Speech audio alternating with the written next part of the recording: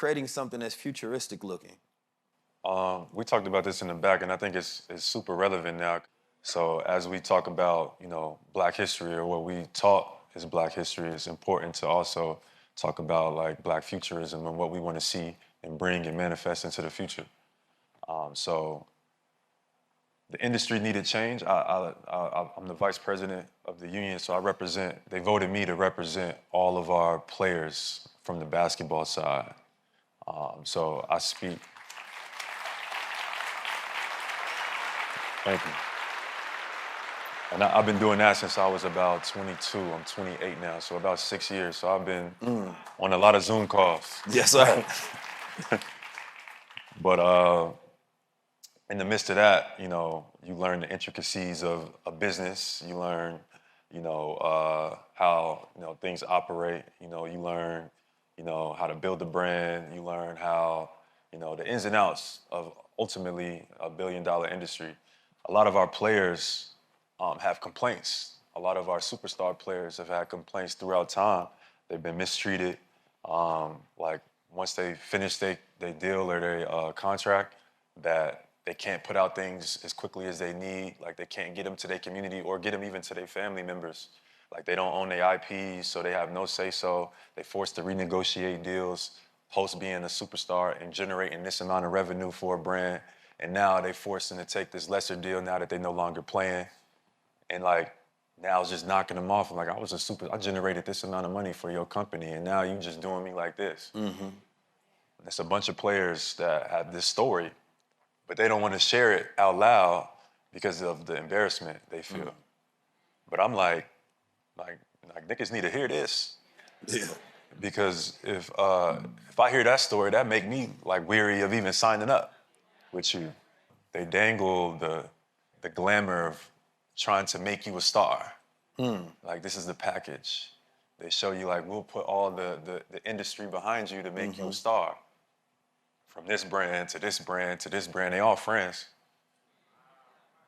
And they go after who they feel like they can make the absolute most money off of.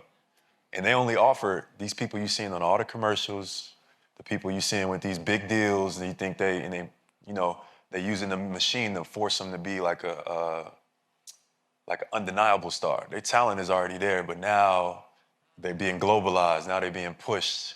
And all these brands, they are just monetizing off of them. The deals that they actually getting is not that lucrative. Like Jordan was one-on-one. Nobody surpassed Jordan since. Not LeBron. And we in a whole different era. That was that was over 40 years ago. Damn. So they dangling, this stardom, and they push you and they offer you these deals and you getting a few $1 million, but they generating so much more off of you. Right. All these brands are generating so much more off of you, and they want to keep it like that. They want you to feel like we're gonna make you a star. And then once you get awake, or once you finally figure it out, maybe at the end of your career, maybe some I can name have figured out midway through their career and start to speak about it, they take all of that back. They snatch it back from you. They assassinate your character or all these other type of things. Or they try to make it seem like you, not as good as you are. They, kind of like run your career off. They've done that to some New York legends where they make your career seem like it wasn't as impactful as it was, all because you stood on a different side of what the yellow brick road that they laid out. So I think explaining that, I say that just to say, like, people gonna make their decisions and do what they're gonna do regardless. You could tell people, this is the worst thing in the world and people gonna sign up for it anyway.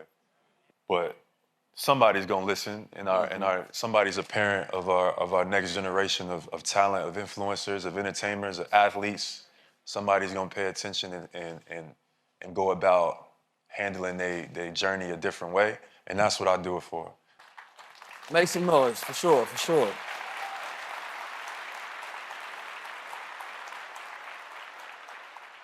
The reason why the design for my product, and I design pretty much everything myself, and the reason why I always wanted it to be like the symbolism, I wanted you to see like this futuristic, kind of vibe, because I wanted you to think about like what's next, the next generation. So when I'm, talking about the future of performance, I'm also talking about how the future athletes need to look and how we need to understand our value.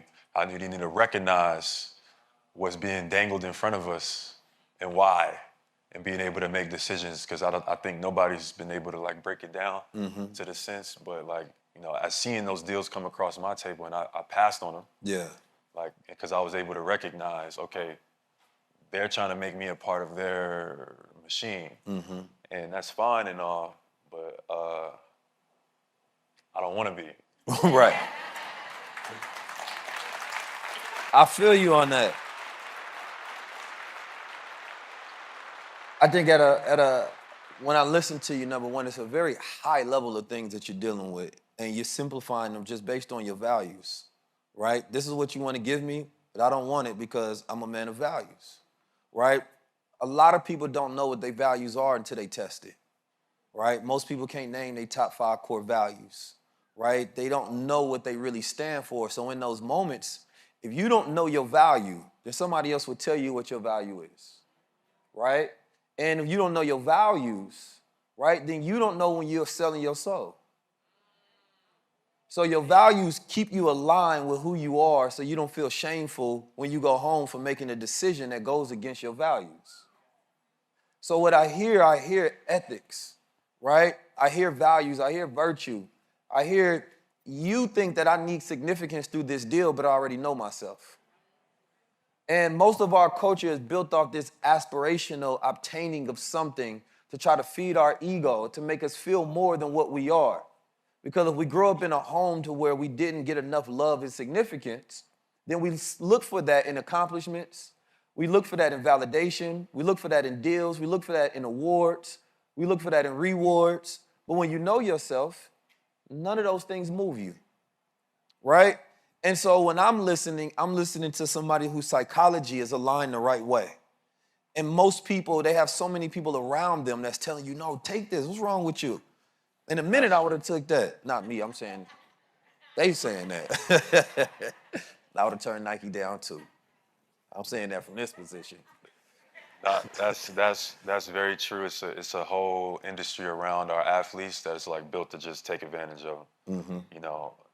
From the agency model, it's obvious, but it's so normalized that it's not presented as that.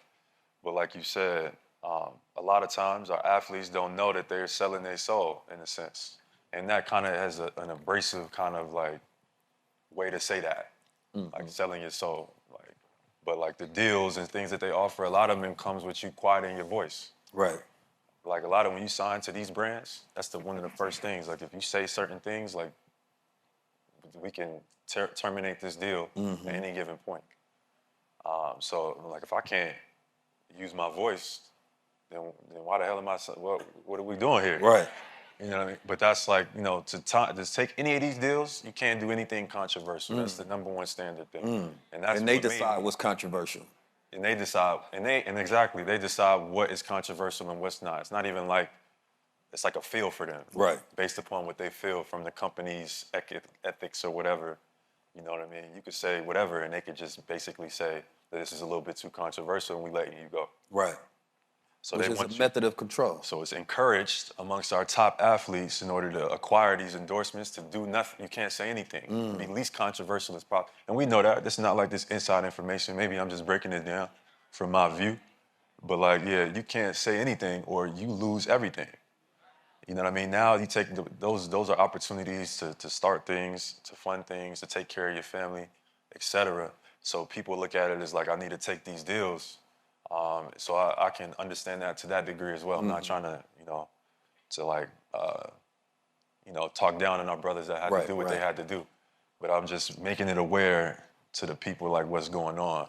Because some of our athletes, it's such a normalization that they don't even know that what they really giving up. Like you giving up your agency. You know what I mean? Like somebody is letting somebody authorize your power. You know what I mean? And that has a deeper connotation than just like somebody's representing you. Right. Like you giving your agency away. Right.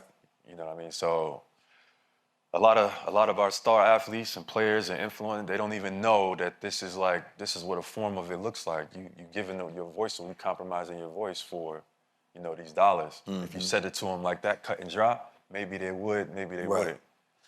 I think when you really peel back the layers and you look at it like that, and you see, first of all, you realize how much you are worth, right? When you see how much other people can extract from your IP, right? What they realize is that any company is, especially companies that utilize